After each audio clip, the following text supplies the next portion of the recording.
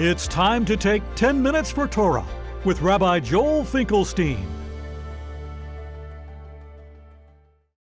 Welcome to our discussion of the real Yom Kippur. We want to know what a real Yom Kippur is.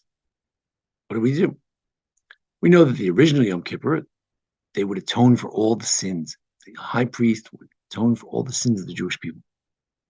But as Rav Et Shalom pointed out, it's sometimes in the prophets that we get sort of a commentary on the Torah Shebechtav, on the written Torah, on the Chumash. We find out what really God was getting at. What would be a meaningful fast? So we read this on the Haftorah on Yom Kippur day. And we read the following. It's in Isaiah 58, and it says as follows. After all, this is the fast that I choose, says God. To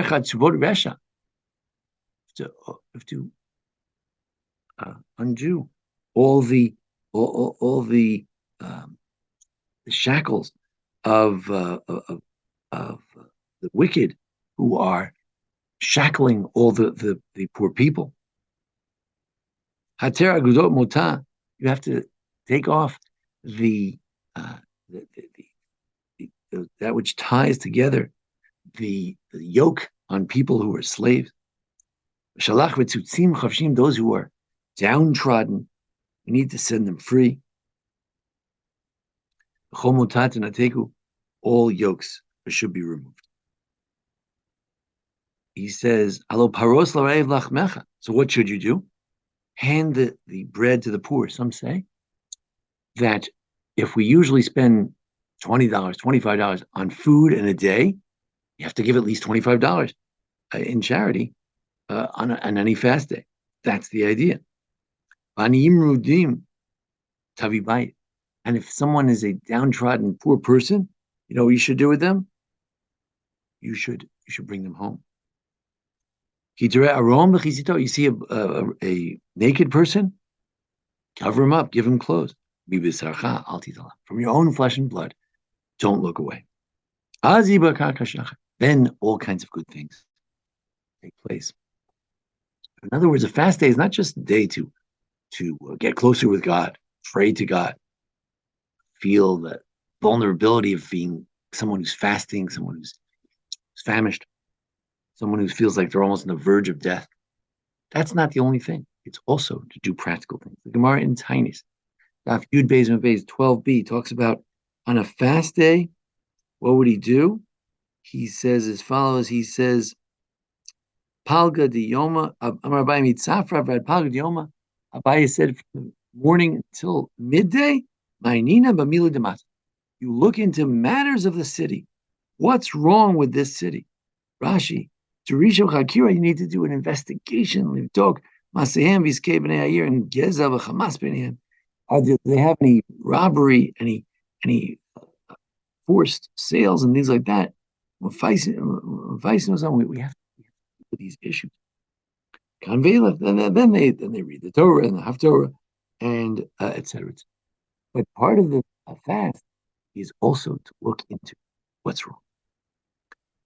So I was thinking, here it speaks of those who were enslaved.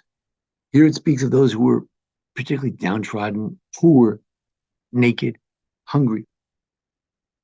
I was thinking that in our own modern society, we need to make a proper application of this. We need to think about people who were somewhat enslaved in various ways, people who are poor, people who need clothing, need food, for sure. But there are also other individuals that we could, take a greater interest in our communities. Who are some of the poor, the downtrodden in our communities?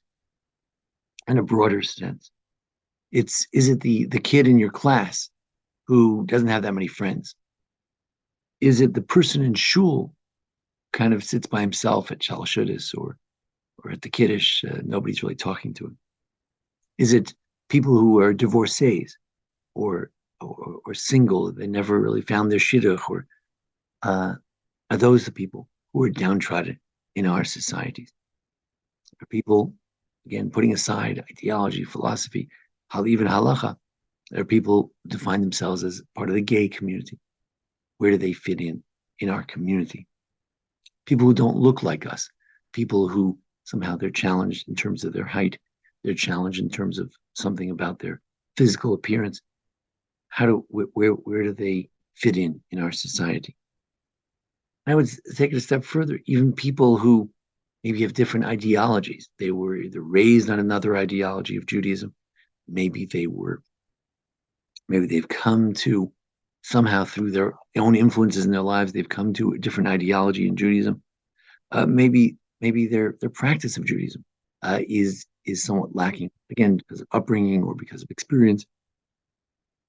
Where do they fit in our Jewish community, in our Jewish society?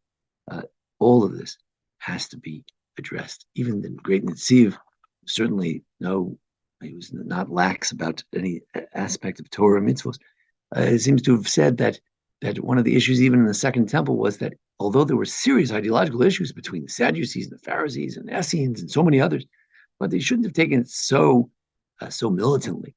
That we should have recognized more of the unity of the Jewish people. So sometimes downtrodden could even be people who are somehow a little bit of a different ideology. How do they fit in? How do we treat them as well? Ultimately, we want to be those who are nefesh na'ana tasbiyah. That is, if there is someone who is afflicting their soul, because that's what we're going to do on Yom Kippur, we're going to afflict our souls. So it says, well, anybody whose soul is afflicted, not because they're fasting, but because their life is miserable, then tasbiyah, make their souls satiated, make them feel better. Give those who are hungry, give them what they need. Then suddenly all the darkness will become light. God will constantly give you pleasantness. Your soul will satiate your soul. It'll give you strength to your bones. You'll be like a flourishing garden, or like a source of water that never stops having its water. From you who care about those in society who are downtrodden, from you they could rebuild all the destroyed things in the world, and that includes people whose lives have been destroyed because of their various medical conditions, their circumstances. Most day, door by door to Komem, you could reestablish all these institutions and things. Go der parrots. You will be known as one who was able to put back the fence where there was no fence, to rebuild. If indeed we can to take time on Shabbat, Shabbat oneg, to enjoy the Shabbat and to honor it, then as titanag Hashem, you can truly rejoice with God instead of being afflicted on Yom Kippur. One day we could indeed rejoice with God. As we approach this Yom Kippur, we're certainly working on ourselves. Question is, how can we be better at getting closer with God, better at our prayers, better at not speaking against others, better against treating others fairly and properly and humanely. At the same time, we also have to think about, as a society, the Mile de Mata, as a city, as a community, how do we treat those who are a little different, those who don't somehow fit in? Do we need to call them before Yom Kippur and invite them to come? Do we need to invite them to come for lunch? Do we tend to invite just our own friends and forget about those who are widowed, orphaned, those who need a special place? Who are the downtrodden of our society, and what can we do about it? These are the questions we should be asking as we approach Yom Kippur. This is what it would mean. Then you will call out to God and He will answer. This is a tzom evcharev. This is a fast God is looking forward to, when we really identify the issues in our society, begin to address them, in addition to addressing our own spiritual and ethical growth. Mirz Hashem, with all that, will be zochet to a gemar chasim tova, to indeed be sealed in the book of life for us, families, all of Israel, all the good folks in the whole world. Thank you.